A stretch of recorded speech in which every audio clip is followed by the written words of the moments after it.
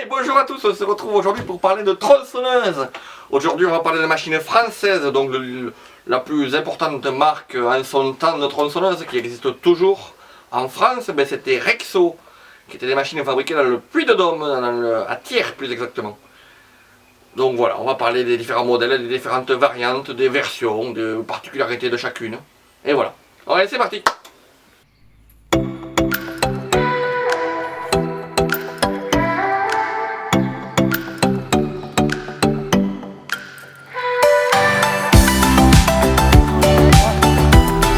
Allez, on commence avec la plus petite de la gamme, donc c'est la Rexo LS. Donc qui est équipée d'un moteur de 49,9 exactement, c'était un moteur dérivé de mobilette, c'est un moteur ABG dérivé des mobilettes qui équipe donc cette machine assez légère, qui ne fait que 12 kg, donc qui a été produite dans les années 50, donc pour l'époque c'est une machine, on va dire compacte et légère. Une machine équipée d'un carburateur à flotteur, qui a la particularité entre autres d'avoir le guide à gauche, ce qui représente pour un droitier, c'est vraiment pas une machine qui est agréable à utiliser pour un droitier, c'est presque une machine de gaucher. Mais c'est vrai que ce guide à gauche, c'est particulier. Un embrayage conique débrayable, pas d'embrayage centrifuge, donc si elle se coince, elle cale. Voilà, c'est vraiment une machine archaïque, robuste possible, mais très archaïque et rude à utiliser. Donc celle-ci fonctionnait il y a quelques années, je l'avais mis en route, ça fait un petit moment qu'elle n'a pas marché. Mais elle marche assez bien, c'est une machine assez originale et assez relativement courante dans le monde de la collection, mais qui a du charme. C'est une machine voilà, française assez particulière.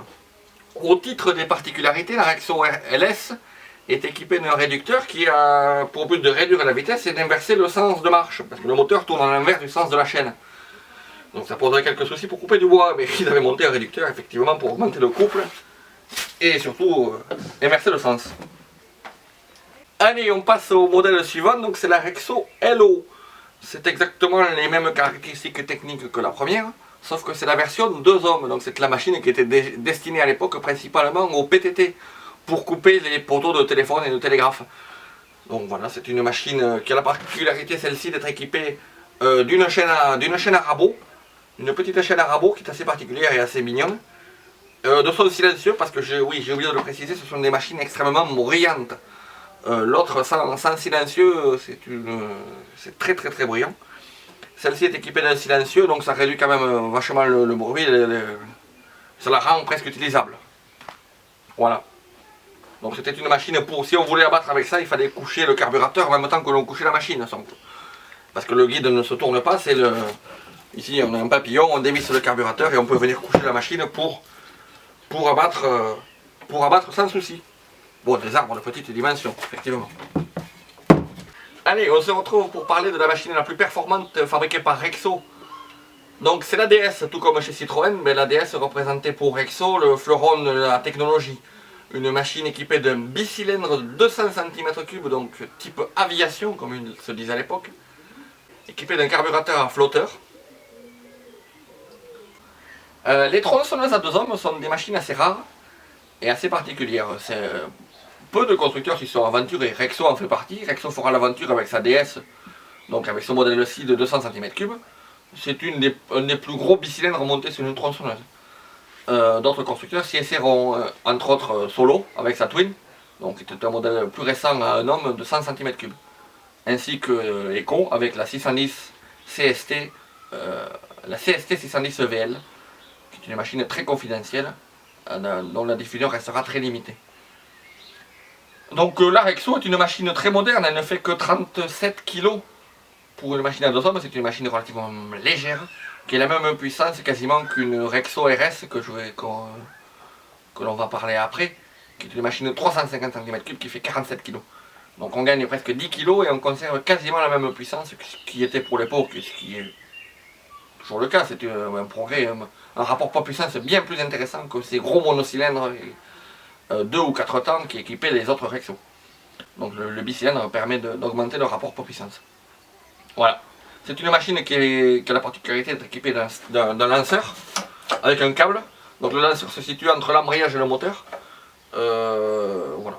C'est une machine qui fonctionne assez bien. Les allumages sont assez capricieux. Sur celle-ci, j'ai un petit problème d'allumage, je n'ai qu'un seul cylindre qui marche. Et voilà. Donc c'est toujours pareil, c'est une machine pour abattre, il fallait coucher le guide, on ne peut pas coucher la machine, sinon ça provoque l'arrêt imprévu de celle-ci.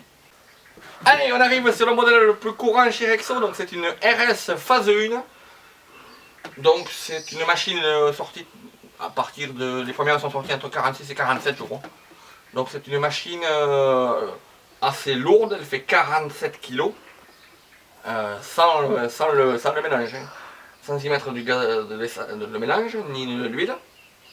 Donc c'est une machine appelée à 2 hommes. Celle-ci est équipée d'un guide qui doit faire environ 90 ou 1 mètre. De la chaîne en 3/4 équipée de... C'est une chaîne à rabot.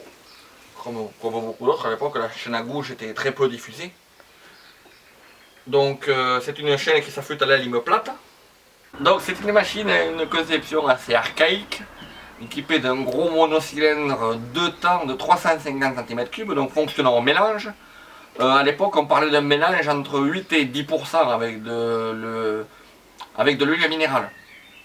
Au jour d'aujourd'hui, moi je l'ai fait tourner entre 5 et 8% avec de la 100% synthèse pour être sûr de ne pas les casser quand je fais des démonstrations. Donc ça c'est une machine que j'ai récupérée il y a quelques temps, que je n'ai pas encore remise en route, mais j'ai sa jumelle qui est en état de fonctionnement. Enfin sa quasi-jumelle à quelques détails près. C'était des machines à 2 hommes. Et il fallait bien occuper le deuxième bonhomme qui était au bout du guide. Parce que celui qui était côté moteur avait déjà fort à faire à gérer l'embrayage et la carburation de monocylindre capricieux. Donc celui qui était à l'autre bout avait en charge le graissage de la chaîne. Donc c'était des machines qui étaient toutes équipées d'un réservoir d'huile, ainsi que d'une pompe manuelle. Donc celui qui était au bout était chargé de pomper pour assurer la bonne lubrification de la chaîne. Et voilà, ainsi que là on peut constater le tendeur de chaîne, qui sont pas mal faits parce qu'ils sont équipés d'un ressort d'un cylindre bloc pour assurer une tension constante de la chaîne. Bon allez, on passe sur le haut de gamme de chez Rexo. Donc la plus grosse machine de leur gamme, c'est une Rexo, une type SI500, équipée d'un moteur Ultimas de 500 cm3, 4 temps à soupape latérale, donc une machine avec des soupapes et avec de l'huile. On n'y met pas de mélange, on y met de l'essence pure. C'est un moteur dérivé d'un moteur de moto, donc un moteur Ultima. C'est une machine assez recherchée par les collectionneurs, assez rare, qui est extrêmement lourde. C'est une machine qui fait presque 70 kg. Toujours équipée d'une magnéto pour l'allumage, d'un carburateur AMAC à flotteur. Et voilà, c'est la même machine que celle qu'on vient de voir, mis à part le moteur qui est bien plus gros que... C'est une machine qui était faite pour être équipée de guides bien plus grands que celui-là. Mais bon, je l'ai trouvée équipée comme ça, celle-là, et elle fonctionne. Allez, en faisant le montage, je me suis rendu compte que j'avais oublié de parler d'un volet important des productions Rexo et d'autres. Ce sont les machines électriques. Donc chez Rexo, c'était disponible en version 1 et 2 hommes.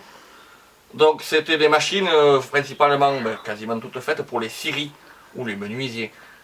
L'électrique apporte le seul avantage de moins faire de bruit. Mais ce sont des machines tout aussi lourdes que les modèles thermiques. Ça c'est une Rexo NM. Oui, si je dis pas de bêtises, c'est une Rexo NM des années 60. J'ai son carnet, j'ai sa facture d'achat de celle-là. Et c'était des machines, donc, elle était chez un menuisier. C'est une machine en 380, donc en triphasé. Voilà, qui dispose des mêmes caractéristiques techniques. C'est une machine qui fait 8 chevaux électrique. Voilà, toujours pareil, le graissage séparé avec le deuxième opérateur pour graisser et tendre et surveiller la tension de la chaîne. Voilà. Et d'autres constructeurs en ont fait en 1 et 2 hommes pour principalement les scieries. Ou le débit de bois sur les parcs agrumes ou sur les bandes de scie.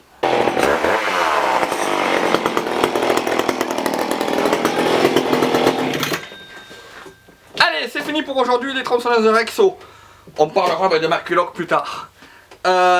Donc j'espère que cette vidéo vous aura plu sur ces machines françaises assez méconnues. N'hésitez pas à laisser un petit commentaire, un petit like, ça fera toujours plaisir. Et à vous abonner à la chaîne. Voilà, allez, à la semaine prochaine. Ciao!